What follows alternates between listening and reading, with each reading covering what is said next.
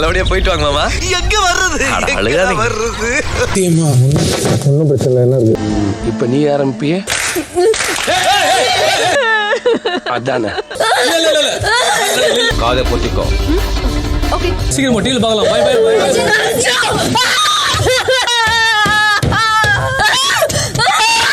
ஏன் எதுக்கு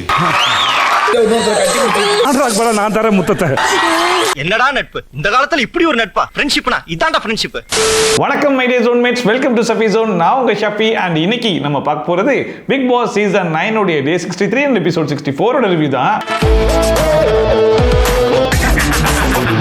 Sunday episodes வழக்கம் போல விஜய் சேதுபதி என்ட்ரியோட தான் எபிசோடே ஸ்டார்ட் ஆச்சு. அது நேற்று எபிசோட்லயே பார்த்துருப்பீங்க. இந்த வாரத்துடைய மிக முக்கிய பிரச்சனையாகிய அந்த பக்கெட் பிரச்சனையை எடுத்து வச்சு எந்த அளவுக்கு பேச முடியுமோ ஒரு நாள் முழுக்க அந்த பிரச்சனையை பத்தியே பேசி முடிச்சிருக்காங்க. அது பக்கெட் பிரியாணி கேள்விப்பட்டிருக்கோம். பக்கெட் பிக் பாஸ் எங்கேயாச்சும் பார்த்துருக்கீங்களான்னு சொல்லி கேட்டா நான் நேற்று எபிசோட்ல பார்த்தோமே அப்படின்னு சொல்லிட்டு போயிடலாம் போல இருக்கு. அதனால இன்னைக்கு எதை பத்தி பேசுறது, எங்க இருந்து ஆரம்பிக்கிறது, எந்த பிரச்சனையை எடுத்து அட்ரஸ் பண்றது அப்படிங்கிறது அவருக்கே தெரியல அப்படின்னு சொல்லிட்டு தான் உள்ளே போறாரு. இப்போ உள்ள போயிட்டு எங்க இருந்து ஆரம்பிக்க தெரியல. நான் எதையோ ஒன்று ஆரம்பிப்போம். அப்புறமா விஜய் சேதுபதி உள்ள வந்த உடனே இன்னைக்குமே வழக்கம் போல சுபிக்ஷா வந்து மீனவர்கள் பத்தி ஒரு புரட்சி பாடல் ஒன்று எழுதியிருக்கேன், அதை நான் பாடட்டுமா அப்படிங்கிற மாதிரி கேட்டாங்க. சரி பாடுமா அப்படிங்கிற மாதிரி சொன்ன உடனே சுபிக்ஷா மட்டும் இல்லாம வீட்டில் இருக்கிற எல்லாருமே சேர்ந்து அந்த பாட்டை வந்து பாடினாங்க. அதை பார்க்கறது ரொம்ப நல்லாவே இருந்துச்சு. அதுக்கு வந்து விஜய் சேதுபதி வாழ்த்துக்கள் தெரிவிச்சாப்ல.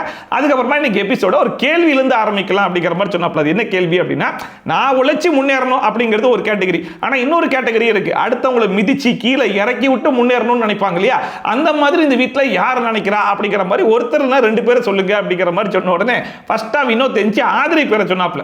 என்ன காரணம் அப்படின்னா, இதுக்கு முன்னாடி ஒரு டாஸ்க் ஒன்று வச்சாங்க இல்லையா, மார்னிங் டாஸ்க். இந்த வீட்டில் யாரு டைட்டில் வின்னர் ஆகிறதுக்கு தகுதி இருக்கு அப்படின்னு சொல்லிட்டு அதுல நிறைய பேர் பார்த்தீங்கன்னா வினோத் பேரை தான் சொல்லியிருப்பாங்க. அவர் நல்லா காமெடி பண்றாரு அப்படிங்கிற மாதிரி சொல்லியிருப்பாங்க. அதுக்கு ஆதிரை வந்து அவங்களுடைய வன்மத்தெல்லாம் கக்கியிருப்பாங்க. அதாவது அவர் ஒரு பெர்ஸ்பெக்டிவ்ல மட்டுமே பார்க்குறீங்க, இன்னொரு பெர்ஸ்பெக்டிவ்ல பார்த்தீங்களா வாட்டர்மெலன் ஸ்டார் இந்த வீட்டை விட்டு வெளியே போனதுக்கு யார் காரணம்? அவர் தான் காரணம். அவர் தான் போய் வம்பிழுத்தார், அவர் தான் மார்க் பண்ணார், அவர் தான் வார்த்தையை விட்டார். காமெடி பண்ணா டைட்டில் தூக்கி கொடுத்துருவீங்களா அப்படிங்கிற மாதிரிலாம் கேட்டிருந்தாங்க இல்லையா. ஸோ என் மேல கூடிய வன்மத்தை வந்து கக்குறாங்க, என் உழைப்பை வந்து தடுக்கிறாங்க அப்படிங்கிற மாதிரி வினோத் சொல்லி விட்டாப்ல.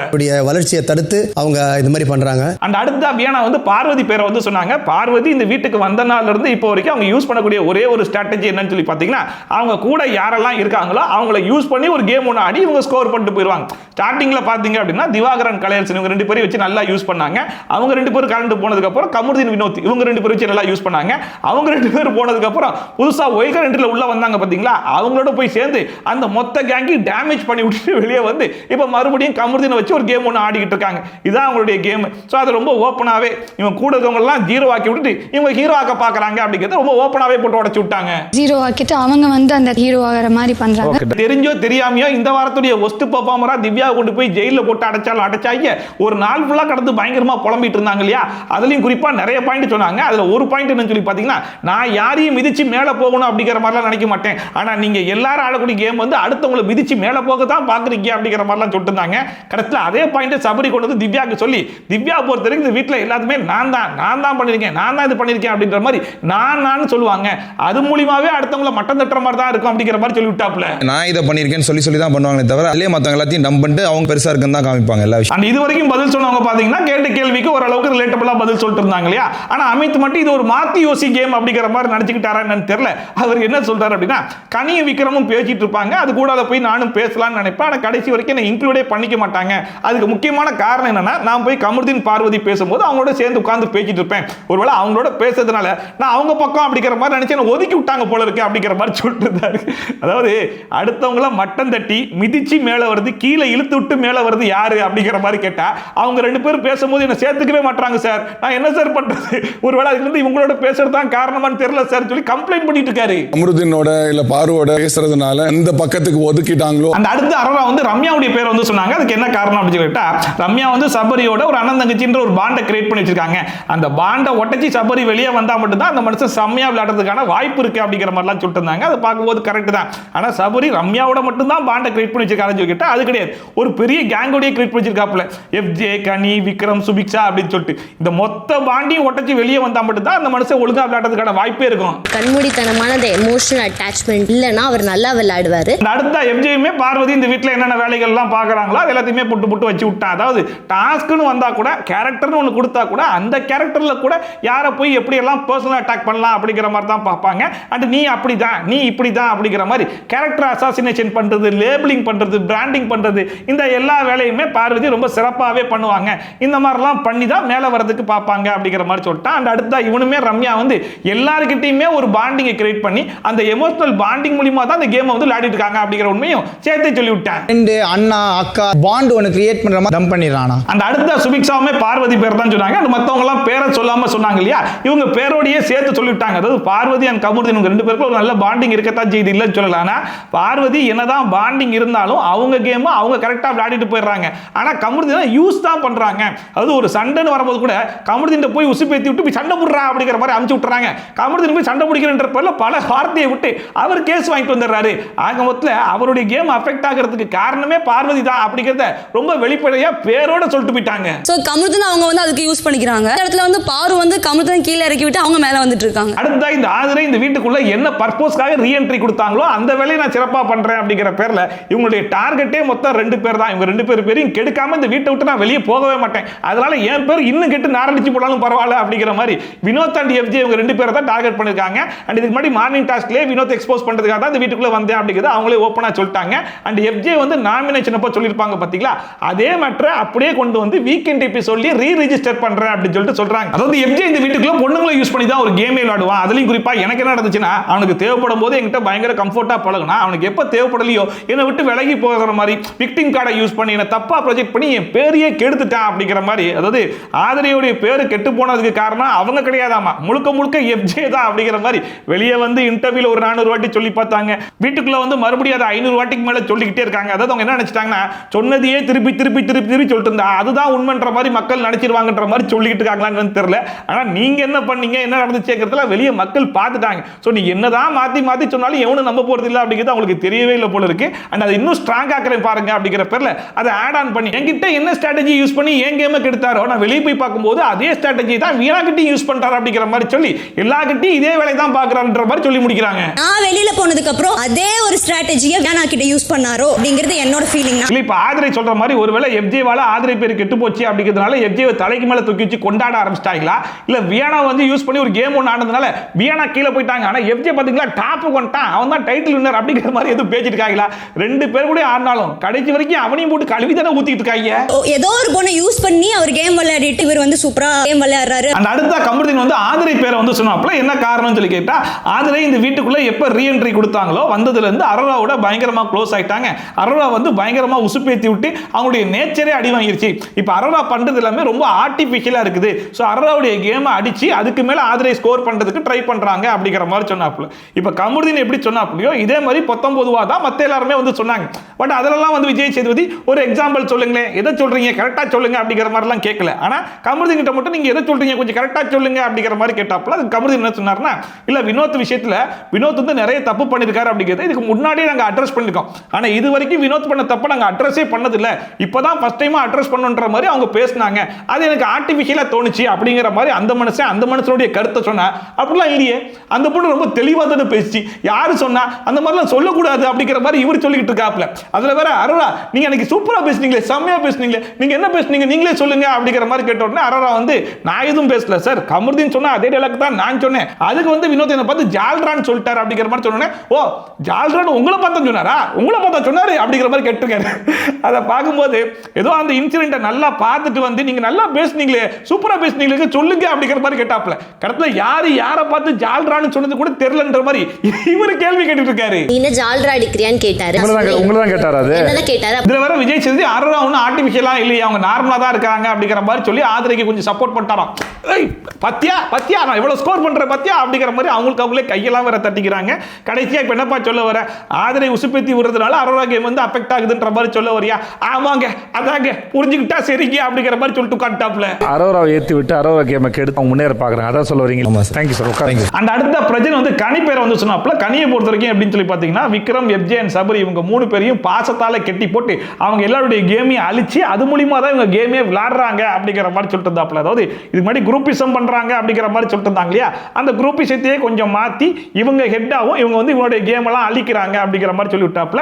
ஈவன் சாண்ட்ராவுமே கிட்டத்தட்ட அதே விஷயத்தை தான் வந்து சொன்னாங்க. அதாவது விக்ரம் அண்ட் கனி இவங்க 2 பேர் தான் இந்த குரூப்பையே ஆள்றாங்க. இவங்க என்ன பண்ணுவாங்கன்னா, இந்த வீட்டில் இருக்கிற எல்லார்கிட்டையுமே போயிட்டு அண்ணன் தங்கச்சி, அக்கா தம்பி அப்படிங்கிற மாதிரி பாண்டிங் எல்லாம் கிரியேட் பண்ணி வச்சிருவாங்க. ஒரு பிரச்சனைன்னு வரும்போது என்ன ஆகும்னா, அவங்க எல்லாரும் தான் கவசம் மாதிரி இவங்க போய் நிப்பாங்க. ஆனா இவங்களுக்கு சப்போர்ட் பண்ணி எல்லாரும் கைமேன்னு கத்தி இவங்க எல்லாரும் பேரை கெடுத்துட்டு கேமை கெடுத்துட்டு போயிருவாங்க. அது மூலமா ஸ்கோர் பண்றது யாருன்னு சொல்லி பாத்தீங்கன்னா விக்ரமன் கனி தான். சோ இவங்க 2 பேருமே ஒரு குரூப்பை கிரியேட் பண்ணி அவங்க கேமை மிதிச்சு தான் மேல வராங்க அப்படிங்கிற மாதிரி சொல்லிட்டாங்க.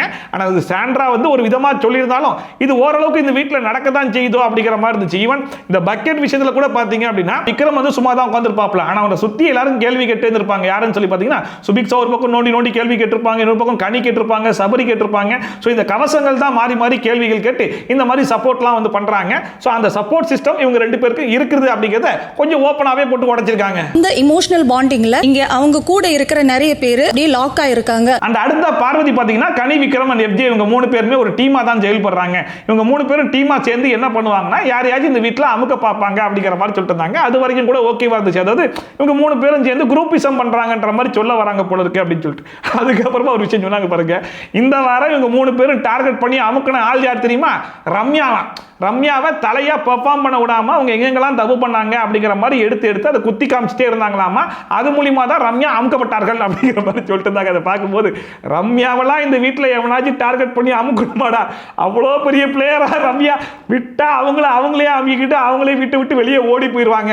இதுக்கு ஒரு குரூப்பை கிரியேட் பண்ணி இந்த குரூப் ரம்யாவை அட்டாக் பண்ணி ரம்யாவுக்கு மேல வரணும்னு யோசிச்சாங்கன்றது ஒரு ரீசனா வந்து சொல்லிட்டு இருக்காங்க. பார்வதியோடைய திங்கிங் எந்த லெவல்ல இருக்கு அப்படிங்கிற மாதிரி தான் இருந்துச்சு. வாரம் அவங்க அமுக்கணும்னு நினைச்ச ஆள் வந்து ரம்யா சார். அந்த அடுத்த எஃப்ஜேவை எக்ஸ்போஸ் பண்றேன் பாருங்க அப்படிங்கிற பேர்ல அவங்களே எக்ஸ்போஸ் பண்ணிட்டு இருக்காங்க. அதாவது அவங்க என்ன சொல்றாங்கன்னா, இந்த வீட்டில் நான் என்னமோ சண்டை மட்டுமே போட்டு முன்னேற மாதிரி சொல்றான் சார், கலையை வெளிப்படுத்தவே இல்லைன்னு சொல்றாங்க சார். இதெல்லாம் கூட பரவாயில்ல சார், அடுத்த நான் லவ் கேம் ஆடி தான் இந்த கேமே கொண்டு போறேன்ற மாதிரிலாம் சொல்றான் சார் அப்படிங்கிற மாதிரி சொல்லிட்டு இருந்தாங்க. அதை பார்க்கும்போது அவன் தப்பா எதுவும் சொல்லலையே, கரெக்டாக தானே சொல்லியிருக்கான் அப்படிங்கிற மாதிரி அவர் வாயால தான் சொல்லலையே தவிர்த்து அவர் ரியாக்ஷன் பார்க்கறதுக்கு அப்படிதான் இருந்துச்சு. ஏன்னா எஃப்ஜே சொன்னது எல்லாமே உண்மைதானே. லவ் கேம் ஒன்று நான் ஆடுறேன், என்னை அமுக்க ட்ரை பண்ணுவார் சார்.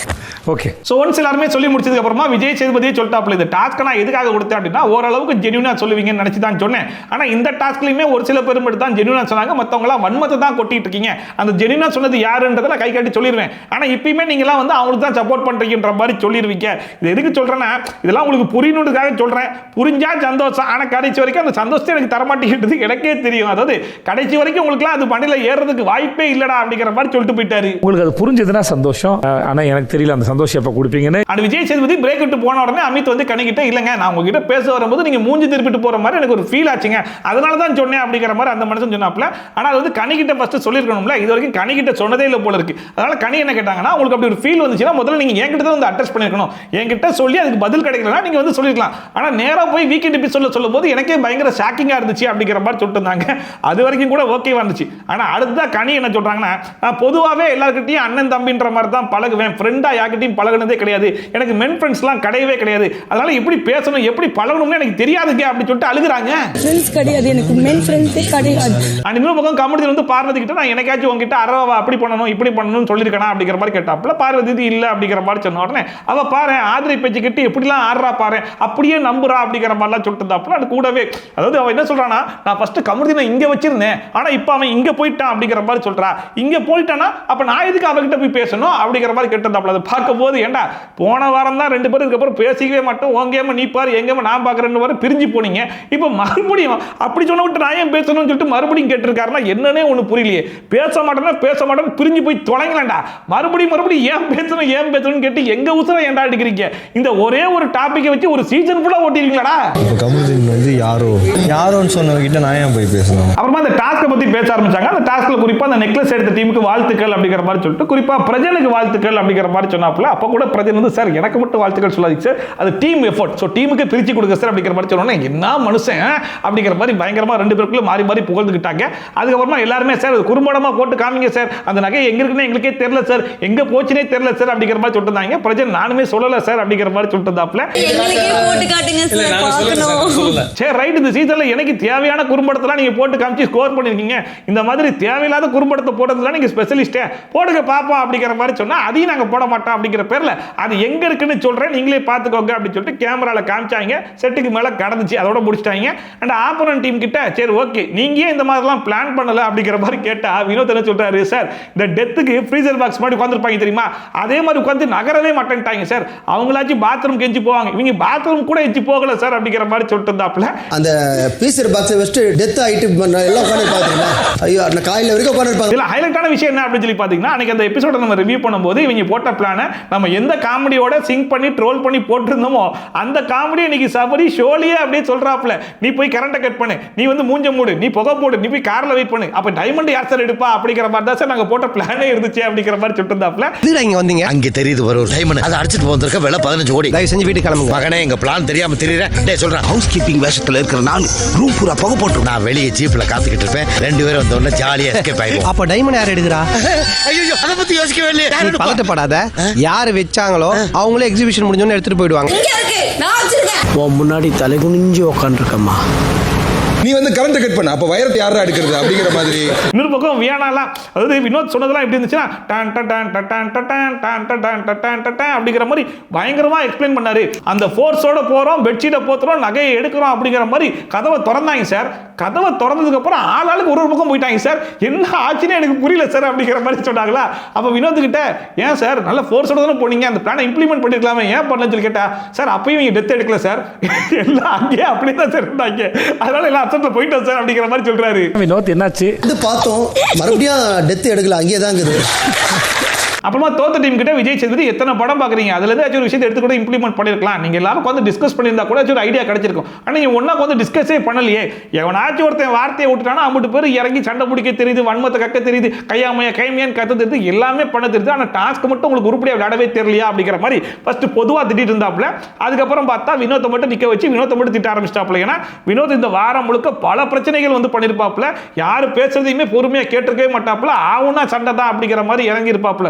ஒரு பக்கம் திவ்யா கூட பிரச்சனை, ஒரு பக்கம் பிரஜன் கூட சண்டை, ஒரு பக்கம் அமித் கூட சண்டை, ஒரு பக்கம் சபரி கூட சண்டைன்னு சொல்லிட்டு எல்லாரு கூடயுமே சண்டை சண்டை சண்டை சொல்லி சண்டை மட்டுமே போட்டு தரல. பழைய வினோத்தை எங்களால பார்க்கவே முடியல. ஆவுனா யாரையும் பேச விட மாட்டீங்க, பேசுறதை கேட்கவும் மாட்டீங்க, நீங்க பேசதான் சரின்ற மாதிரி பேசுறீங்க, ஒரு திவ்யா மாதிரி மாறிட்டு வரீங்க அப்படிங்கிறத சொல்லாம சொல்லி விட்டாப்ல. இதுக்கப்புறம் பார்த்து நடந்துக்கோங்க அப்படிங்கிற மாதிரிலாம் சொல்லிட்டு அந்த பிரஜன் அண்ட் வினோத் 2 பேருமே முறைச்சி நின்று இருந்தாங்க இல்லையா, அதையும் கேட்டாப்ல. என்ன விட்டுருந்தா அடிச்சிருப்பீங்களா அப்படிங்கிற மாதிரி பிரஜன் கேட்கும்போது இல்ல சார் அந்த இடத்துல மட்டும் தான் கொஞ்சம் லூஸ் ஆயிட்டேன் அப்படிங்கிற மாதிரி அந்த மனுஷன் ஒரு பக்கம் சொன்னாப்ல. இதுக்கப்புறம் கொஞ்சம் பொறுமையா கேளுங்க, கேட்டு என்ன பேசுறாங்க அப்படிங்கறதெல்லாம் முழுசா கவனிச்சிட்டு அதுக்கப்புறம் நீங்க பேசுனீங்கன்னா கொஞ்சம் நல்லா இருக்கும் அப்படிங்கிற மாதிரி வினோத்துக்கு தேவையான அட்வைஸை சொல்லி உட்கார வச்சாப்ல. யாராவது மேல விமர்சனம் வச்சா கேளுங்க, யோசிங்க. அந்த ஷோவை வெளியிருந்து பார்த்து டெய்லி ரிவ்யூ பண்ற நம்ம கூட இந்த வாரம் முழுக்க என்னென்ன பிரச்சனைகள்லாம் நடந்திருக்கு, அந்த பிரச்சனை எல்லாம் எந்த விஷயத்தெல்லாம் வந்து விஜய் சேதுபதி அட்ரஸ் பண்ணுவார் அப்படிங்கிற மாதிரி லிஸ்ட் எல்லாம் போடல. ஆனா உள்ள இருக்கிற பார்வதி அந்த வேலையை சிறப்பாக பண்ணிருக்காங்க போல இருக்கு. இந்த வாரம் முழுக்க என்னென்ன பிரச்சனைகள்லாம் நடந்திருக்கு, இதுல எதெல்லாம் முக்கியமான பிரச்சனை, இதுல யார் யாரெல்லாம் விஜய் சேதுபதி திட்டுறதுக்கு வாய்ப்பு இருக்கு அப்படிங்கிற மாதிரி ஒரு லிஸ்ட்டை போட்டுருப்பாங்க போல இருக்கு. அதை விஜய் சேதுபதி பார்த்துட்டு வந்து யார் யாரெல்லாம் திட்டலாம் நீயே சொல்லுமா அப்படிங்கிற மாதிரி கேட்டது. இல்ல சார் திட்டுறதுன்னு சொல்லல சார், நீங்க புத்திமதி சொல்லுவீங்களா, அதை தான் சார் அப்படி சொன்னேன் அப்படிங்கிற மாதிரிலாம் சமாளிச்சுட்டு இருந்தாங்க. சரி விடுமா, உனக்கு அட்ரஸ் பண்ண வேண்டிய விஷயம் என்ன அப்படிங்கிற மாதிரி கேட்கும்போது ஒரு வழியா பார்வதி அந்த விஷயத்தை கொண்டு வந்துட்டாங்க. ஏன்னா ஒரு பக்கம் சொல்லிட்டு இருந்தோம் இல்லையா, விக்ரம் வந்து டோரை க்ளோஸ் பண்ணி எல்லாத்தையும் பிடிச்சி தள்ளி விட்டு பிசிக்கல் அட்டாக் பண்ணி போய் எடுத்தது வந்து என்னதாலும் தப்பு தான் அப்படின்னு சொல்லிட்டு அதை கடைசி வரைக்கும் அவர் அட்ரஸ் பண்ணவே இல்லையே, அதை நீங்க அட்ரஸ் பண்ணுவீங்கன்னு நினைச்சேன் சார் அப்படிங்கிற மாதிரி பார்வதி சொன்ன உடனே அதுல என்னமா தப்பு இருக்கு, அது ஸ்ட்ராட்டஜி தானமா. என்ன எனக்கு என்ன விஷயம் புரியலனா, இப்போ வந்து சபரி போய் அந்த நகையை எடுத்தார், பிக் பாஸ் சொன்னாரா தப்பு போய் ஜெயில உட்காருங்கன்னு சொன்னாரா, அந்த மாதிரி ஒரு தப்பு நடக்குதுன்னா பிக் பாஸே சொல்லியிருப்பாரேமா, பிக் பாஸ் சொல்லாட்டா நீங்க நகர வேண்டியதானமா அப்படிங்கிற மாதிரிலாம் கேட்டிருந்தாப்புல. அது பார்க்கும்போது நியாயமான விஷயம் தான். ஏன்னா வீட்டில் ஒரு தப்பு நடந்துச்சுன்னா அந்த தப்பை யார் சுட்டி காட்டுவா, பிக் பாஸ் சுட்டி காட்டுவார். நம்ம வீக்கெண்ட் எபிசோடு வரைக்கும் வெயிட் பண்ண வேண்டிய அவசியம் கிடையாதுன்றதை யாரு சொல்றா, விஜய் சேதுபதி தான் சொல்றாப்ல. சபரி எடுத்தது தப்பு, சபரி தூக்கி ஜெயில போடுங்கன்னு சொன்ன பிக் பாஸ்க்கு இது செல்லாதுன்னு சொல்றது எவ்வளவு நேரம் ஆயிடுது. ஆனா இதை சொல்ற அதே விஜய் சேதுபதி தான் இதுக்கு முன்னாடி ஒரு கேப்டன்சி டாஸ்க் ஒன்று நடந்துச்சு, ஞாபகம் இருக்குதா, அது சபரி திவ்யான் பார்வதி 3 பேருமே பார்ட்டிசிபேட் பண்ணிருப்பாங்க. காமிச்சிருப்பாங்க. அதுல சபரி வந்து பார்வதியை பிடிச்சி பிசிக்கலா பயங்கரமா அட்டாக் பண்ணிருப்பாப்ல, பிடிச்சி தள்ளி விட்டுருப்பாரு, காலெல்லாம் மிதிச்சிருப்பாரு. கடந்த சபரி தான் வின்னர் அப்படிங்கிற மாதிரி சொன்னதுக்கு பிக் பாஸ் எதுவுமே சொல்லியிருக்க மாட்டாரு. அந்த ஒரு வாரம் முழுக்க சபரி வந்து கேப்டனா அனுபவிச்சு கடத்த வீக்கெண்ட் எபிசோடுக்கு வந்ததுக்கு அப்புறமா தான் சபரி நீங்க பண்ணது எவ்வளவு பெரிய தப்பு தெரியுமான்னு சொல்லி குறும்படம்லாம் போட்டு காமிச்சு கடத்துல அதுல பார்வதிக்கு தான் பயங்கரமா சப்போர்ட்லாம் பண்ணாங்க. சோ பிக் பாஸ் தப்புனா அங்கேயே அட்ரஸ் பண்ணிருக்கலாமே, ஏன் வீக்கெண்ட் எபிசோட் வரைக்கும் வெயிட் பண்ணீங்க? அதே மாதிரி தான் இப்போ டோரம் போனது ரைட்டா தப்பா அப்படிங்கறத பிக் பாஸ் அனௌன்ஸ் பண்ணல. வீக்கெண்ட் எபிசோட்ல நீங்க சொல்லுவீங்கன்னு சொல்லி பார்த்தா பிக் பாஸே சொல்லணும்ப்போ சரின்றது தெரியலையேன்னு சொல்லி கேள்வி கேட்டா இது என்ன நியாயம்? தப்பா இருந்துன்னு வச்சுக்கோங்களேன், உங்களுக்கு தப்பா இருக்கலாமா, ஆட்டத்துக்கு தப்பா இல்லாத போது நாங்க எதுக்கு அவங்க சப்போர்ட் பண்ணணும்? அண்ட் இதுக்கு வேற ஒரு எக்ஸாம்பிளா பார்வதி கிட்டே இந்த பக்கெட் இஷ்யூல நீங்க ஒன்னு பண்ணீங்க, ஆனா நீங்க கேமுக்காக தான் பண்ணீங்க அப்படி சொல்லிட்டு உங்களுக்கு தானே சப்போர்ட் பண்ணேன், அதை நீங்க புரிஞ்சிக்கவே மாட்டீங்களா? சோ இந்த வீட்டுக்குள்ள ஏதாச்சும் ஒரு பிரச்சனை நடக்குது, அது தப்பா போகுதுன்னா பிக் பாஸே சொல்லுவார், அதை புரிஞ்சுக்கோங்க அப்படிங்கிற மாதிரி சொல்லி விட்டாப்ல. சோ இதுக்கப்புறம் பிக் பாஸ் ஒரு விஷயத்தை அட்ரஸ் பண்ணலன்னா அது சரி அப்படிங்கிற ஒரு முடிவுக்கே வந்துருவாங்க போல இருக்கு. ரூல்ஸ்ல அது சரியா இல்லாட்டி அது தப்புன்னு சொல்லியிருப்பாரு. அண்ட் பிரஜன் போயிட்டு அந்த நகையை எடுத்ததுனால சபரி நானுமே உங்க நகையை எடுப்பேன் அப்படிங்கிற மாதிரி எல்லாரும் பார்க்கும்போது அந்த நகையை வந்து எடுத்துருப்பாப்ல. அதனால வீட்டில் வந்து சலசலப்பெல்லாம் வந்திருக்கும் இல்லையா? கடத்த தலா ரம்யா வந்து எல்லாரையும் உட்கார வச்சு பேசியிருப்பாங்கல்ல, நீ என்னமா பேசின ரம்யா சொல்லு அப்படிங்கிற மாதிரி கேட்டா சார் ஞாபகம் இல்லை சார் அப்படிங்கிறாங்க. ஞாபகம் இல்லையா, தெரியல, புரியல, ஞாபகம் இல்லை, அழுக வருது, நான் வீட்டை விட்டு போறேன், நான் கிளம்புறேன், மறுபடியும் மன்னிப்பு போய் நான் கன்னியூ பண்றேன், இதே ஒரு பொழப்பா வச்சு சுத்திட்டு இருக்கு.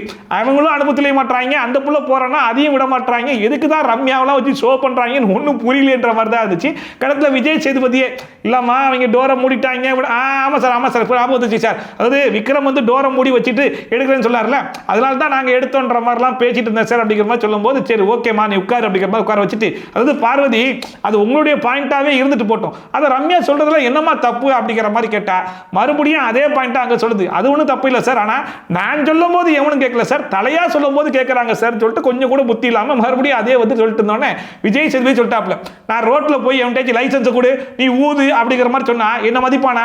அதே போலீஸ் போய் கேட்டா மதிப்பாங்களா? தலை சொல்றதுக்கும் மத்தவங்க சொல்றதுக்கும் வித்தியாசம் இருக்குமா? அது கூட உனக்கு புரியாது அப்படிங்கிற மாதிரி திட்டி உட்கார வச்சாப்ல. அப்ப ரோட்ல வண்டி நிப்பாட்டி ட்ரங்க் அண்ட் டிரைவ் ஊது ஊதுன்னு சொன்னா என்ன பண்ணுவாங்க? மூஞ்சில குத்திட்டு போயிடுவாங்க. இல்ல என்ன கேள்வி இது? அண்ட் ரம்யாவுமே வீடு தலையா போன வாரம் முழுக்க என்ன பண்ணிருப்பாங்கன்னு சொல்லி பாத்தீங்கன்னா ரொம்ப நேரம் சொல்லி பார்ப்பாங்க, எவனும் கேட்கட்டா போய் அழுக ஆரம்பிச்சிருவாங்க, எல்லாரும் என்னையும் டார்கெட் பண்றாங்க, எவ்வளவு சொன்னாலும் கேட்க மாட்டாங்க, எனக்கே உடம்பு சரியில்லை, எவ்வளவுதான் சொல்லுவேன், எனக்கு வாய்ஸ் வர மாட்டேது, போங்க நான் வீட்டை விட்டு போறேன் அப்படிங்கிற மாதிரிலாம் அழுதுருப்பாங்கல்ல. இப்படியே அழுதுட்டு இருந்தா என்னமா அர்த்தம் அப்படிங்கிற மாதிரி கேட்டா அதுக்கு ரம்யா சொல்ற ரீசன் எப்படி தெரியுமா இருக்குது? நான் ஸ்கூல்ல கூட லீடரா இருந்தது இல்லை சார், இங்க தான் சார் ஃபர்ஸ்ட் டைமா கேப்டனா இருக்கேன், அதனால எனக்கு எப்படி இருக்கணும்னு தெரியல சார், இதுக்கு முன்னாடி பெரிய பெரிய ஆட்கள்லாம் கேப்டனா இருந்தாங்க, அவங்களே சரியா பண்ணல, அப்பவே என்னால சரியா பண்ண முடியாது எனக்கே தெரிஞ்சிச்சு சார் அப்படிங்கிற மாதிரி சொல்லிட்டு இருக்காங்க. என்னது உனக்கே தெரிஞ்சா கேப்டன் ஆடியா விலகிடும் போ அப்படிங்கிற மாதிரி இருந்துச்சு. உனக்கே தெரிஞ்சா அப்பவே பிக் பாஸ் சொல்லிட்டு எனக்கு கேப்டன்சி வேணும்னு விலகி வந்திருக்கலாமே, நாமினேஷன் ஃப்ரீ பாஸ் கிடைக்குது, தளரும் கிடைக்குது, அதெல்லாம் தேவை, ஆனா வந்து கேப்டன்சி தெரியாது, என்னமா பேசுற அப்படிங்கிற மாதிரி மறுபடியும் திட்டி உட்கார வச்சாப்ல. என்னம்மா நீங்க உட்காரு. அண்ட் திவ்யாக்கும் கமருதீனுக்கும் ஒரு பிரச்சனை வரும்போது கமருதீன் வந்து திவ்யா பார்த்து பிஞ்சிரும் அப்படிங்கிற மாதிரி ஒரு வார்த்தையை ஒன்று விட்டுருப்பாப்ல, அது வீக்கெண்ட் எபிசோட்ல கண்டிப்பா அட்ரஸ் பண்ணுவார்ன்ற மாதிரி எதிர்பார்த்தோம் இல்லையா?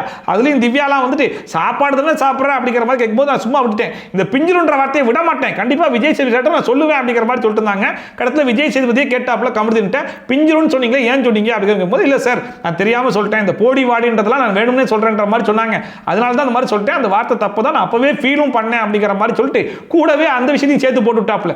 நான் சொன்னது திவ்யாவும் சும்மா விடல சார், போய் அப்படிங்கிற மாதிரி ஒரு ரியாக்ஷன் ஒன்று காமிச்சாங்க சார், ரொம்ப கண்ட்ராவியா இருந்துச்சு சார் அப்படிங்கிற மாதிரி சொன்ன உடனே திவ்யா நீ சொல்லுமா, கமருதீன் விட்ட வார்த்தை தப்பான வார்த்தை, அதுல எந்த விதமான மாற்று கருத்தும் இல்லை, ஆனா நீங்க என்ன பண்ணீங்க அப்படிங்கிற மாதிரி கேட்டா இல்ல சார் பார்வதி வந்து இந்த விஷயத்துல எனக்கு சப்போர்ட் பண்ணி வருவாங்கன்ற மாதிரி எதிர்பார்த்தேன், ஆனா பார்வதி சப்போர்ட் பண்ணி வரல, அதனால நீங்க ரெண்டு பேரும் போய் அப்படியே கையை பிடிச்சி நடங்க அப்படிங்கிற மாதிரி சொன்னேன் சார், மற்றபடி தப்பாலாம் சொல்லல சார் அப்படிங்கிற மாதிரி சொல்றாங்க. இப்படி பண்ணதுக்கு காரணம் கையை பிடிச்சி நடங்கன்னு சொல்ல வந்தாங்களா? அப்போ விஜய் சேதுபதி சொல்லிட்டாப்ல, ஏம்மா நீ கொடுத்த அந்த கொடூரமான ரியாக்ஷனும் கை போன போக்கும் ஆகும்போது அந்த மாதிரிலாம் தெரியலமா, ஆக மொத்தத்தில் எல்லாருமே ஒரே வேலையை தான் பார்க்குறீங்க, யாருக்குமே இந்த வீட்டில் கண்ட்ரோலே இல்லை அப்படிங்கிற மாதிரி ரெண்டு பேருமே சமமா திட்டி உட்கார வச்சிட்டாப்ல. உங்களுக்கு ஒரு விஷயம் தப்பா படுதுன்னா அது நீங்க தான் கேட்கணும். திவ்யா கிட்ட இருக்கிற பிரச்சனையே அதுதான், மற்றவங்க என்ன வேலையை பார்க்குறாங்களோ அதே வேலையை தான் திவ்யாவும் பார்ப்பாங்க, ஆனால் கடைசி வரைக்கும் அதை அக்செப்டே பண்ணிக்க மாட்டாங்க. நான் மட்டும்தான் இந்த வீட்டில் ரொம்ப ஜெனியூனாக இருக்கக்கூடிய ஒரே ஆள், மற்ற யாருமே வந்து நியாயமா இல்லை, யாரும் ஜெனியூனா இல்லை, ஆனஸ்டாவும் இல்லை, எல்லாருமே தப்பாக தான் இருக்கீங்க, எல்லாருமே பயத்தை தான் இருக்கீங்க அப்படிங்கிற மாதிரி மொத்த பழி தூக்கி அடுத்தவங்க மேலே போடுவாங்க பார்ப்பாங்களே தவிர்த்து கடைசி வரைக்கும் நம்ம எப்படி இருக்கோம், நம்ம என்ன பண்ணிட்டு இருக்கோன்றதை பார்க்கவே மாட்டாங்க. மற்றவங்க பண்றது தப்பு தான் இல்லைன்னு சொல்ல, ஆனா நீ பண்றது மட்டும் சரின்னு பேசாதீங்கன்னு தான் சொல்றாங்க. நான் கையை பிடிச்சிட்டு போறது சார், கையை பிடிச்சிட்டு போறது மட்டும் அதை மீன் பண்ணல. அண்ட் ரம்யாவுடைய கேப்டன்சி எப்படி இருந்துச்சு அப்படிங்கிற மாதிரி கேட்கும்போது தான் ரம்யா கேப்டனா என்னென்ன வேலைகள்லாம் பண்ணியிருக்காங்க அப்படிங்கிறதெல்லாம் வெளியே வந்துச்சு. அதாவது டாஸ்க்காக தான் பார்க்கணும், அந்த டாஸ்க்ல கேப்டனுடைய இன்ஃப்ளூயன்ஸை கொண்டு வரக்கூடாது இல்லையா. ஆனால் ரம்யா அதையே கொண்டு வந்திருக்காங்க போல இருக்கு. அதாவது எல்லாருமே ஆக்டிவிட்டி ரூமுக்கு போங்க அப்படிங்கிற மாதிரி சொல்லிட்டு நான் தலையா கடைசியாக தான் வருவேன், எல்லாரும் போயிட்டீங்களான்னு பார்த்துட்டு தான் வருவேன் அப்படிங்கிற மாதிரி சொல்லிட்டு எல்லாரும் போனதுக்கப்புறம் டோரை லாக் பண்ணிடு, நான் போய் நகையை எடுத்து ஒளிச்சு வச்சிடறேன், கடைசியில் கேட்டால் நான் கண்டஸ்டண்டாக தான் பண்ணேன், கேப்டனா படலை அப்படிங்கிற மாதிரி சொல்லிடலாம் அப்படிங்கிற மாதிரிலாம் பேசியிருக்காங்க போல இருக்கு. உள்ள இருக்கும் போது நான் ஓடி போய் தலையா எடுத்து வச்சிடறேன், அப்புறமா கேட்டா நான் வந்துட்டு கண்டஸ்டன்ட்னு சொல்லிடுறேன். அண்ட் இதில் FJ எல்லாம் ரொம்ப ஓப்பனாகவே சொல்லி விட்டான். டாஸ்க்னு வரும்போது ரம்யா நல்லா இறங்கி விளையாட தான் செய்கிறாங்க, ஆனால் மற்ற நேரத்தில் எனக்கு உடம்பு சரியில்லை, எனக்கு காது வலிக்குது, மூக்கு வலிக்குது, கால் வலிக்குது அப்படிங்கிற மாதிரி சொல்ல ஆரம்பிச்சிடறாங்க. அவங்களுக்கு உண்மையிலேயே உடம்பு சரியில்லையா இல்லை நடிக்கிறாங்களான்ற மாதிரி எனக்கு டவுட்டே வருது அப்படிங்கிற மாதிரி சொல்லிட்டாப்ல. அண்ட் கடைசியாக விஜய் சேதுபதி என்ன சொன்னார்னா, மற்ற நேரம் நல்லா தான் இருக்கு, யாராச்சும் ஒரு கேள்வி ஒன்று கேட்டாங்க மூஞ்சி எப்படி தான் வச்சுக்கிற, இந்த வீட்லேயே எனக்கு மட்டும் தான் பிரச்சனை இருக்கு, பிரச்சனைக்கு ஒரே ஒரு ஆள் நான் மட்டும் தான், எனக்கு மட்டும் தான் உடம்பு சரியில்லாமல் போகுது, எனக்கு மட்டும் தான் சிம்பதி தேவை அப்படிங்கிற மாதிரி மூஞ்ச வச்சுக்கிறீங்க. இந்த மாதிரி சிம்பதி ஆடுற கேம்லாம் வச்சுக்காதீங்கம்மா, எல்லா நாளும் காசு தானே வருது, ஒரு நாள் நீங்கள் வீட்டில் இருக்கிறது காசு வாங்குறீங்களா, நான் கூட ஷோ பண்ணுறதுக்கு காசு வாங்கிட்டு தானே வரேன் அப்படிங்கிற மாதிரிலாம் திட்டி விட்டனே. ஓகே சார் மாற்றிக்கிறேன் சார் அப்படின்னு சொல்லிட்டு இதுக்கப்புறம் எது கேட்டாலும் தப்பு தான் சார், மாற்றிக்கிறேன் சார், இந்த மாதிரி ஒரு 4-5 டேலாக் போட்டு சமாளிச்சலான்னு முடிவு பண்ணிட்டாங்க போல. உங்க மேல நீங்க பரிதாபப்படுறது எப்படிங்க உழைப்பா மாறும்? மாத்திக்கிறேன் சார். அப்புறமா இந்த வாரம் நாமினேட் ஆனவங்களாம் ஒன்றா உட்காருங்க அப்படிங்கிற மாதிரி உட்கார வச்சு ஃபர்ஸ்ட்டாக கனியை சேவ் பண்ணிட்டு கடைசியாக திவ்யா வரைக்கும் சேவ் பண்ணிட்டாப்புல. கடைசியாக இருக்கிற 3 பேர் யாருன்னு சொல்லி பார்த்தா பிரஜன், சாண்ட்ரா அண்ட் FJ இவங்க 3 பேர் தான் உட்காந்துருந்தாங்க. ஸோ இந்த 3 பேரில் யார் எவிக்ட் ஆகி போகிறா அப்படிங்கிற மாதிரி கேட்கும்போது பாதி பேர் சாண்ட்ரா பேரை சொன்னாங்க, பாதி பேர் FJ பேரை சொன்னாங்க, அண்ட் மினிமமாக தான் பிரஜன் பேரை வந்து சொன்னாங்க. ஆனால் கடைசியில் அன்ஃபார்ச்சுனேட்லி யாருடைய பேரை காமிச்சாருன்னா பிரஜனுடைய பேர் தான் வந்து கார்டில் காமிச்சாரு. அதை பார்த்து பிரஜன் ஷாக் ஆனாரோ இல்லையோ, வழக்கம் போல சாண்ட்ரா ஒரு பக்கம் ஷாக் ஆகி அதே மாதிரி ஒப்பாரிலாம் வைக்க ஆரம்பிச்சிட்டாங்க. அண்ட் போன வாட்டி ஒப்பாரி வச்சு மயக்கம்லாம் போட்டு விழுந்துட்டாங்க, அதனால திவ்யா அதை வாட்டி ரெடியா தண்ணிலாம் கொண்டு வந்துட்டாங்க, இந்த மாதிரி தண்ணி குடிச்சிக்கோ இல்லை மயக்கம் போட்டு விழுந்துருவேன் அப்படிங்கிற மாதிரி வேறு சேர்த்து சொல்லிட்டு இருக்காங்க. தண்ணி குடியில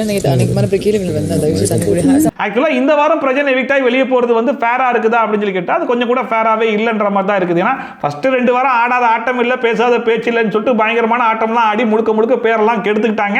வீக்கெண்ட் எபிசோட்ல பயங்கரமாக அடியெல்லாம் வாங்கிட்டாங்க.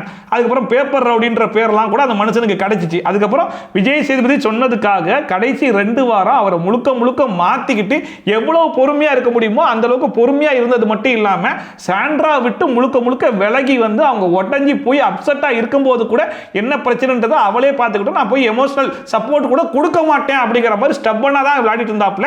இந்த பிரச்சனையில் ஒரு 2-3 இடத்துல மட்டும் தான் கொஞ்சம் ஒட்டஞ்சி அந்த மனுஷன் சண்டைக்கெல்லாம் வந்து போனாப்புல. வினோத் கொஞ்சம் ட்ரிகர் பண்ணதுனால அவங்க 2 பேருக்குள்ள ஒரு சண்டைலாம் வந்துச்சு. பட் மேக்ஸிமம் பொறுமையாக தான் இருந்தாப்புல. இந்த வீக் பார்க்கும்போது ரொம்பவே நல்லா விளையாடினாரோ அப்படிங்கிற மாதிரி தான் இருந்துச்சு. ஈவன் அந்த நெக்லஸை எடுத்தது கூட பிரச்சனை தான் அப்படிங்கிற மாதிரி அவர் தானே ஸ்கோர்லாம் கூட பண்ணியிருந்தாப்புல. இது எல்லாத்தையும் மீறி இந்த வீட்டில் டம்மியாக 4-5 பேர் இருக்காங்க. அவங்களெல்லாம் விட்டுட்டு கடைசி வரைக்கும் கேம் விளையாடுறவங்களையும் சொல்ற விஷயத்தை திருத்தி விளையாடுறவங்களை மட்டுமே வெளியே அனுப்புவேன் அப்படிங்கிற மாதிரி அனுப்புனா இது என்ன ஷோ என்ன கேம்னே ஒன்றும் புரிய மாட்டுது. அந்த பிரஜன் கூட இந்த எவிக்ஷனை வந்து கேஷுவலாக தான் எடுத்துக்கிட்டாப்ல.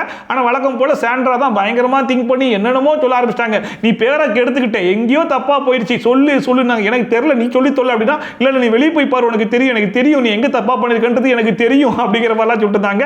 என்னால் தனியாலாம் இந்த கேமை விளையாடவே முடியாது, எல்லாருமே சேர்ந்து என்ன டார்கெட் பண்ணிடுவாங்க அப்படிங்கிற மாதிரிலாம் சொல்லிட்டாங்க. ஆமா இந்த வீட்டில் இருக்கவங்க வேற வேலை கிடையாது, எல்லாருமே சேர்ந்து சாண்ட்ராவை டார்கெட் பண்றாங்க. அதுவும் அவங்க புருஷன் வெளியே போயிட்டாங்க, இதுதான் டைம் வாங்க அட்டாக் பண்ணிடுவோம் அப்படின்னு சொல்லிட்டு அப்படி பேர் பாஞ்சு வந்து அட்டாக் பண்ண போறாங்களாமா. என்ன இந்த நடிப்பு அறைக்கின்னு பேர் வச்சது தப்பே கிடையாதுன்ற மாதிரி எங்கெங்கெல்லாம் வாய்ப்பு கிடைக்குதோ பயங்கரமான பர்ஃபார்மன்ஸ்லாம் பண்ணிட வேண்டியது. டார்கெட் பண்ண ஒன்றும் இல்லை எல்லாருமே. அந்த பிரச்சனை பொறுத்த வரைக்கும் ஃபர்ஸ்ட் 2 வீக்ஸ் வந்து அவர் பேரை அவரே பயங்கரமா கெடுத்துட்டாப்ல. அந்த கடைசி 2 வாரம் பாத்தீங்கன்னா ஓரளவுக்கு ரெக்கவர் பண்ணி அந்த பேரெல்லாம் வந்து மாத்திட்டாப்ல. ஸோ அந்த நல்ல பேரோட அந்த மனுஷனை வெளியே அனுப்பிடலாம் அப்படிங்கிற மாதிரி தான் பிக் பாஸ் டீம் வந்து முடிவு பண்ணிருப்பாங்கன்னு நினைக்கிறேன். பேரை கெடுத்துட்டு வெளியே வராம நல்ல பேரோட மனுஷன் வெளியே வந்துட்டோம் அப்படிங்கிற மாதிரி டிசைட் பண்ணிருப்பாங்கன்னு நினைக்கிறேன். ஆனா அதை கூட புரிஞ்சிக்காம இல்ல எங்கேயோ தப்பா போயிருக்கும், பேர் தப்பா போயிடுச்சு, உன் கேரியரே ஸ்பாயில் ஆயிருமோ அப்படிங்கிற அளவுக்குலாம் ஓவர் திங்க் பண்ணி புலம்புறாங்க. நம்ம அல்ஜிகிராஸில் போவோம் அங்கே இருந்து போகலாமா, இது முதல்ல தண்ணி குடி. இதுல வர பிரச்சனை சாண்ட்ரா கிட்ட ஒரு சைன்லாம் கட்டுறாப்ல, பாரு என் கையை பாரு புரியுதா புரியுதா அப்படிங்கிற மாதிரிலாம் சுட்டுதாப்புல ஒன்றும் புரியலையேன்ற மாதிரி இருந்துச்சு. ஒருவேளை அவங்க உள்ள வரதுக்கு முன்னாடி இதெல்லாம் ஒரு சைன், இதுக்கு என்ன அர்த்தம் அப்படிங்கிறலாம் பேசி வச்சுட்டு வந்தாங்களா அப்படிங்கிறது ஒன்றுமே புரியல. அதுக்கப்புறமா பிரஜன் வந்து வெளியே போகிறதுக்காக ரெடியாக நிற்கிறாப்புல. நீ என்னடா வெளியே போகிறது, நான் ஓடுறேன் பாடுறா ஒரே ஓட்டுப்பா அப்படின்னு சொல்லிட்டு எவனும் பார்க்கலையா அப்படின்னு சொல்லிட்டு டோரை திறந்து வச்சிருக்காங்க. சாண்ட்ரா வெளியே ஓடிட்டாங்க. எங்கே ஓடுற அப்படின்னு சொல்லிட்டு பிக் பாஸை சாண்ட்ரா உள்ள வாங்கன்னு சொல்லி கூப்பிட்றாங்க. அப்போ கூட வரமாட்டேன்னு சொல்லிட்டு அடம் பிடிக்கிறாங்க. பிரஜன் போய் தூக்கிட்டு வந்து உள்ள விட்டுட்டு போறாப்புல. அந்த பிரஜன் வீட்டை விட்டு வெளியே போகிற வரைக்குமே சாண்ட்ராவுடைய ஒப்பாரி வந்து கொஞ்சம் நார்மலா தான் இருந்துச்சு. ஆனா வெளியே போன உடனே அன்னைக்கு கார்ல கூட்டு போகும்போது ஒரு ஒப்பாரி வச்சாங்க பாருங்க, அந்த அளவுக்கு பயங்கரமான ஒப்பாரி வைக்க ஆரம்பிச்சிட்டாங்க. அதுக்கப்புறம் போயிட்டு பயங்கரமா ஃபீல் பண்ணி அழுகலாம் ஆரம்பிச்சாங்க. எனக்கு ஒரு விஷயம் என்ன புரியல அப்படின்னா, ஒரு கேம் ஷோக்கு வந்திருக்காங்க. கேம் ஷோக்குள்ள வரும்போதே நீங்க 2 பேரும் வரும்போது எப்படி ஒண்ணா வந்தீங்களோ வெளியே போகும்போது ஒண்ணா தான் போவீங்க அப்படிங்கிற மாதிரி அக்ரிமெண்ட் சைன் பண்ணிட்டா வந்தீங்க. உள்ள வந்த உடனே 2 பேரும் எல்லாத்தையும் பார்த்து எவ்வளவு நக்கல் அடிச்சீங்க, என்ன கேம் ஆடுறீங்க அப்படிங்கிற மாதிரிலாம் வாய்க்கிலேயே கேட்டீங்க. நாங்க 2 பேரும் தனித்தனியாக விளாடுறோம் அப்படிங்கிற மாதிரிலாம் சொல்லி தான் வந்தீங்க. இன்னொரு 30 நாளோ இல்லை அடுத்த வாரமோ அதுக்கு அடுத்த வாரம் கூட எவிக்ட் ஆகி நீங்க வெளியே போய் உங்க புருஷனை பார்க்க தான் போறீங்க. என்னமோ இவங்க ஆயுள் தண்டனை கைதி மாதிரி இதுக்கப்புறம் என் புருஷனை என்னால பார்க்கவே முடியாதுன்ற அளவுக்கு இவ்வளவு ஒப்பாரி வைக்கிற அளவுக்கு என்ன இருக்குன்னே ஒண்ணு புரியலையே. அப்புறமா பிரச்சனை அங்கேருந்து நேரா ஸ்டேஜுக்கு வந்தாப்புல வழக்கம் போல பயண வீடியோ எல்லாம் போட்டு காமிச்சாங்க. அதெல்லாம் பார்த்து முடிச்சதுக்கு அப்புறமா மச்சான் அப்படிங்கிற மாதிரி விஜய் சேதுபதி ஆரம்பிச்ச உடனே மச்சான் நல்ல வேலைடா இப்பதான்டா மச்சான்னு கூப்பிடணும், எவ்வளவு நேரத்துக்கு தான் சார்னே கூப்பிடுது, என்னாலேயே அடக்க முடியலடா அப்படிங்கிற மாதிரிலாம் மனுஷன் ஒரு பக்கம் புலம்ப ஆரம்பிச்சாப்புல. அதுக்கு விஜய் சேதுபதி என்ன சொல்றாருன்னா, ஏன்டா நீ வேற ரிவ்யூவர்ஸ்லாம் என்ன தெரியுமா சொல்றாங்க, நான் முழுக்க முழுக்க உனக்கு தான் சப்போர்ட் பண்றேன் அப்படிங்கிற மாதிரிலாம் சொல்றாங்கடா, நீயும் வெளியே போய் பாடுறா அப்படிங்கிற மாதிரிலாம் சொல்லிட்டாப்புல. ஸோ விஜய் சேதுபதியுமே வெளியே சொல்லக்கூடிய ரிவ்யூஸ்லாம் பார்க்க தான் செய்யறாரு போல. நீ என் ஃப்ரெண்டு, நான் உனக்கு சப்போர்ட் பண்ணலாம் பேசிருக்காங்க, வெளியே போய் பாரு. அப்புறமா விஜய் சேதுபதி பிரஜன் கிட்ட உள்ள போய் பார்க்கலாமா, உன் பொண்டாட்டி நிலைமை என்னன்றதெல்லாம் பார்க்கலாமான்னு சொல்லி கேட்டதுக்கு பிரஜன் வேற ஆமாமா நான் வேற பிடிச்சி உள்ள போட்டு தான் வந்திருக்கேன், குடுக்குன்னு வெளியெல்லாம் ஓடி விட்டா அப்படிங்கிற மாதிரி சொல்லிட்டுதாப்புல. அண்ட் உள்ள போன உடனே வழக்கம் போல நம்ம சாண்ட்ரா வந்து அப்படிங்கிற மாதிரி ஏகி ஏகி அழுதுட்டுதாங்க. கப்படிச்சுட்டா வெளியே வரணும் ஞாபகம் இருக்குதா அப்படி சொல்லிட்டு இந்த மனுஷன் ஒரு பக்கம் காமெடி பண்ணிட்டுதாப்புல. அதாவது இன்னைக்கே முழுசா அழுதுரு, இதுக்கப்புறம் கேம் தான், நான் ஃபைனல் ஸ்டேஜில் உன்னை பார்க்கணும் அப்படிங்கிற மாதிரி முடிஞ்ச அளவுக்கு ஒரு புருஷனா எந்த அளவுக்கு மோட்டிவேட் பண்ண முடியுமோ அந்த அளவுக்கு மோட்டிவேட் பண்ணிட்டு இருந்தாப்புல. இந்த மனுஷன் பயங்கரமா காமெடி தான் போட்டுருக்காப்புல, ஜாலியா இருக்காப்புல, பொண்டாட்டி விட்டு கொஞ்ச நாள் நிம்மதியா இருக்கலாம் அப்படிங்கிற மாதிரி. அவங்க தான் புருஷனை விட்டு பிரிஞ்சிட்டோன்ற மாதிரி ஏங்கி ஏங்கி அழுதுட்டு இருந்தாங்க. நீ கப்ப தூக்கணும். இதில் வர பிரச்சனை வந்து சாண்ட்ரா கிட்ட ஏதாச்சும் பேசுமா அப்படிங்கிற மாதிரி கேட்டதுக்கு அப்படிங்கிற மாதிரி ஊழ விட்டுருந்தாங்களா, சார் உள்ள வர சொல்றாங்க போல சார் அப்படிங்கிற மாதிரி கேட்டதுல மறுபடியும் உள்ள வர அனுப்புறாங்களா ஒண்ணு அப்படிங்கிற மாதிரி சொல்லிட்டு இன்னொரு பிரஜன் வந்து பயங்கரமா காமெடி பண்ணி சாண்ட்ராவை எப்படியே சிரிக்க வச்சிடலாம் அப்படின்னு சொல்லிட்டு என் பொண்டாட்டி ஊருக்கு போயிருக்கா அப்படிங்கிற மாதிரிலாம் கத்திட்டு இருந்தாப்புல. ஆனா சாண்ட்ராக்கு மைண்ட்ல என்ன ஓடிட்டு இருக்கு அப்படின்னா, பிரஜன் எங்கேயோ பேரை கெடுத்துக்கிட்டாப்புல, எங்கேயோ தப்பா போனதுனால தான் வெளியே போயிருக்கு, வெளியே போய் ஒரு பேர் பயங்கரமா கெட்டுருச்சு அப்படின்னா இருக்கிற கேரியரும் ஸ்பாயில் ஆயிருமே அப்படின்னு சொல்லிட்டு அதை பிரஜன் கிட்டே சொல்றாங்க. இதுக்கப்புறம் உன்னோட கேரியர் என்ன ஆகும்னு எனக்கு தெரியலையே அப்படிங்கிற மாதிரி சொல்லும்போது பிரஜன் சொன்னாப்புல ஒன்றும் பிரச்சனை கிடையாது, இதுக்கு முன்னாடி ஸ்ட்ரகிள் பண்ணிட்டு இருந்தேன், இதுக்கப்புறம் வாய்ப்பு தேடி வரும், நல்ல நல்ல படங்கள் பண்ணலாம் அப்படிங்கிற மாதிரி அந்த மனுஷன் ஒரு பக்கம் கான்ஃபிடென்ட்டா தான் இருந்தாப்புல.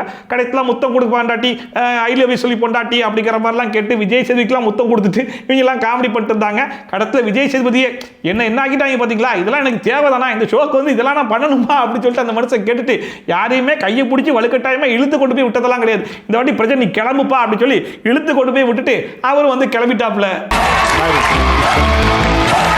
அந்த பிரஜன் போன சோகத்தில் மறுபடியுமே சாண்ட்ரா வந்து பெட்ல படுத்துக்கிட்டு பெட்ஷீட்லாம் போத்திட்டு அழுதுட்டு இருந்தாங்க.